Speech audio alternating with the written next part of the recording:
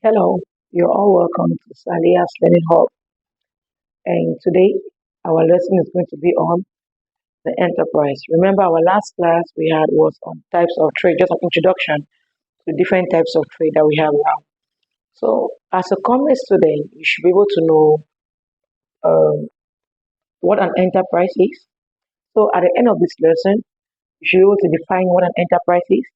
You should be able to, you know, identify the elements that make up an enterprise and how an enterprise is classified. So we're going to take the lessons into two parts. So today we'll focus on those three aspects. So let's dive into the topic.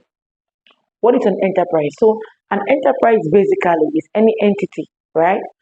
That makes use of human resources, material resources to carry out either social or commercial activities with the aim of either making profit or for non-profit making.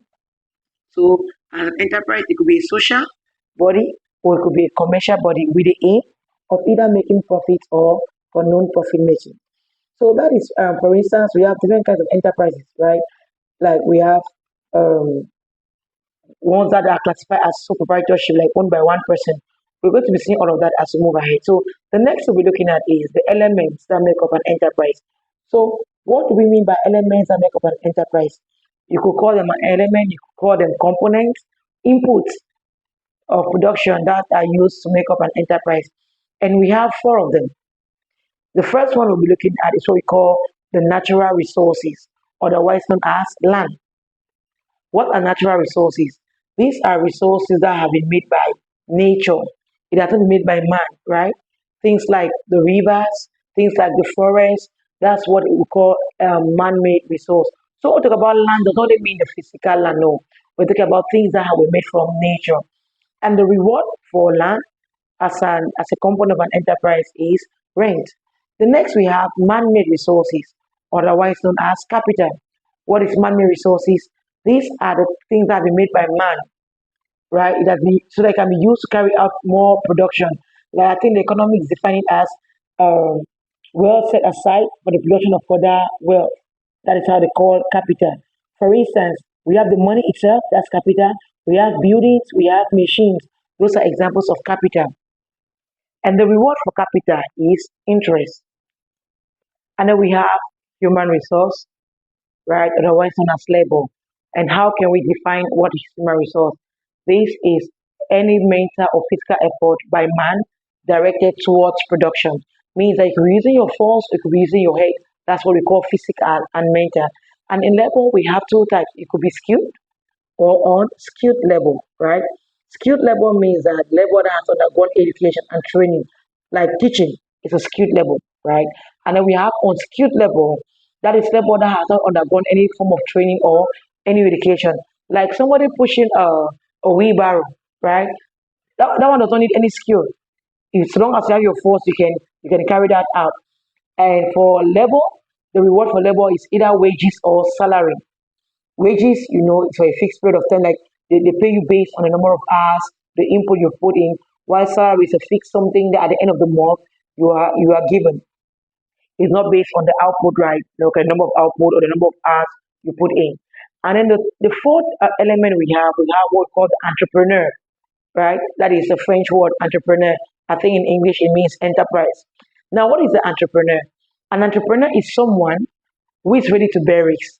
He's the person he or she, let me not say only he or she organizes the other three elements. That's the land, the labor, the capital together, so that it can produce something with the aim of making profit, right?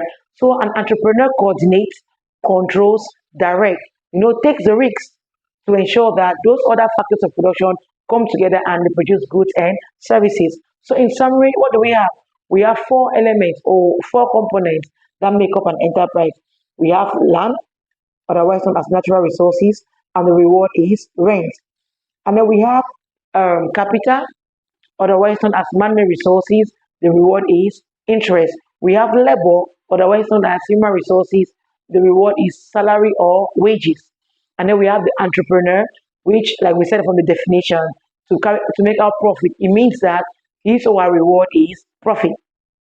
So those are the elements that make up an enterprise.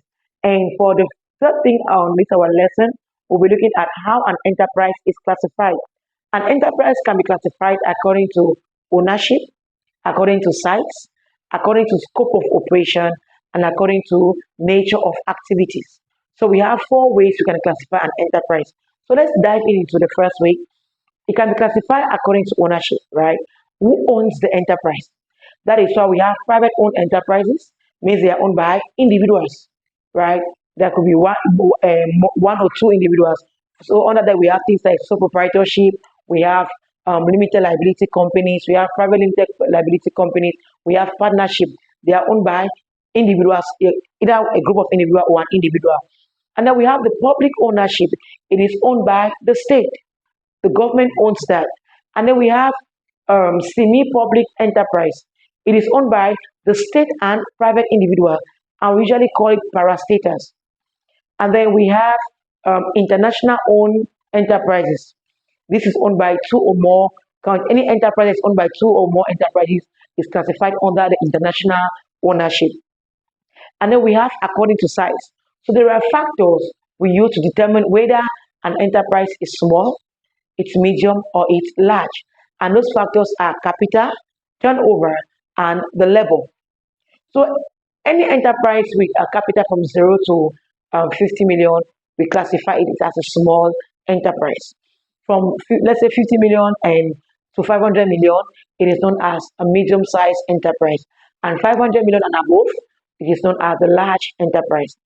And for level, that's the level, the level. If it has from 0 to 10 employees, it is a small size enterprise. If you have from 11 to 500 workers, it is a medium sized enterprise. And 500 workers and above, it is a large size enterprise.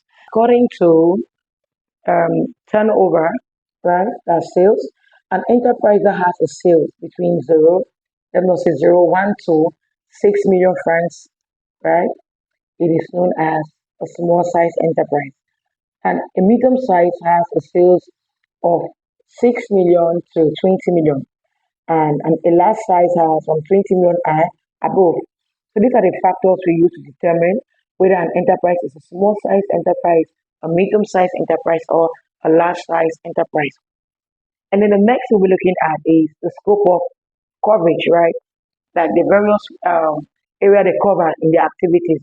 So we have two types. We have the local enterprise and the international enterprise. A local enterprise means that an enterprise does not have branches outside the country, right? So any enterprise in Cameroon who does not have a branch out of Cameroon, it is known as a local enterprise. While those who have branches out of the country, they are known as international enterprises. So now the fourth way we can classify an enterprise is according to nature of activities. What activity are they carrying, right?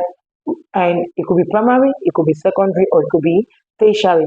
So a primary enterprise is one that deals with extracting raw materials from the earth, like those who involved in farming, hunting, mining.